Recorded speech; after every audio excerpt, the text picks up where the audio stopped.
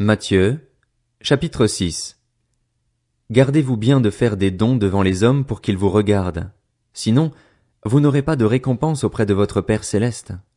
Donc, lorsque tu fais un don à quelqu'un, ne sonne pas de la trompette devant toi, comme le font les hypocrites dans les synagogues et dans les rues afin de recevoir la gloire qui vient des hommes. Je vous le dis en vérité, ils ont leur récompense.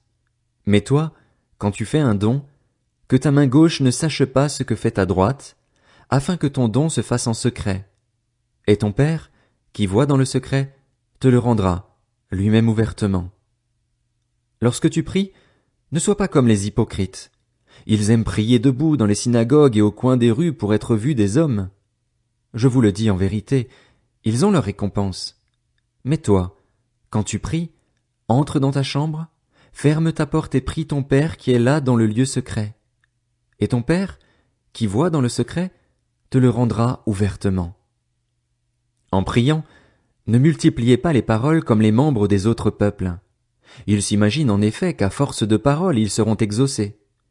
Ne les imitez pas, car votre Père sait de quoi vous avez besoin avant que vous le lui demandiez. Voici donc comment vous devez prier. Notre Père céleste, que la sainteté de ton nom soit respectée, que ton règne vienne, que ta volonté soit faite sur la terre comme au ciel. Donne-nous aujourd'hui notre pain quotidien. Pardonne-nous nos offenses, comme nous aussi nous pardonnons à ceux qui nous ont offensés.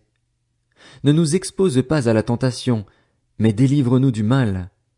Car c'est à toi qu'appartiennent, dans tous les siècles, le règne, la puissance et la gloire.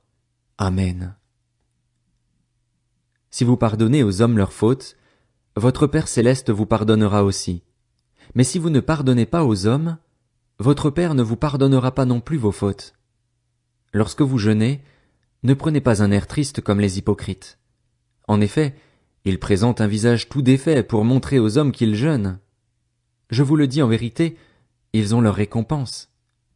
Mais toi, quand tu jeûnes, parfume ta tête et lave ton visage afin de ne pas montrer que tu jeûnes aux hommes, mais à ton Père qui est là dans le lieu secret.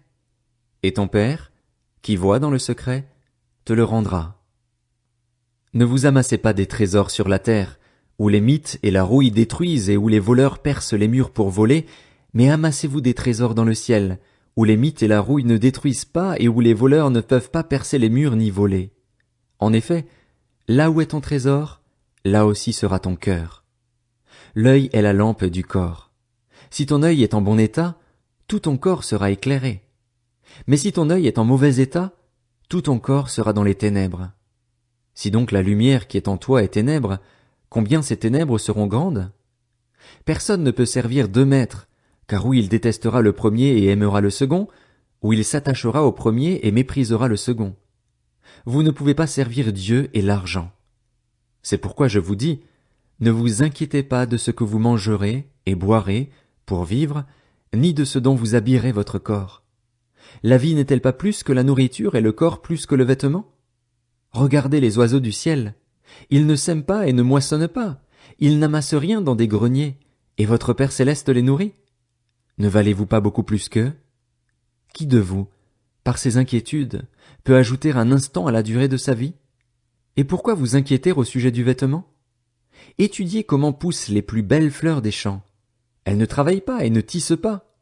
Cependant, je vous dis que Salomon lui-même, dans toute sa gloire, n'a pas eu d'aussi belle tenue que l'une d'elles. Si Dieu habille ainsi l'herbe des champs, qui existe aujourd'hui et qui demain sera jetée au feu, ne le fera-t-il pas bien plus volontiers pour vous, gens de peu de foi? Ne vous inquiétez donc pas et ne dites pas « Que mangerons-nous? Que boirons-nous?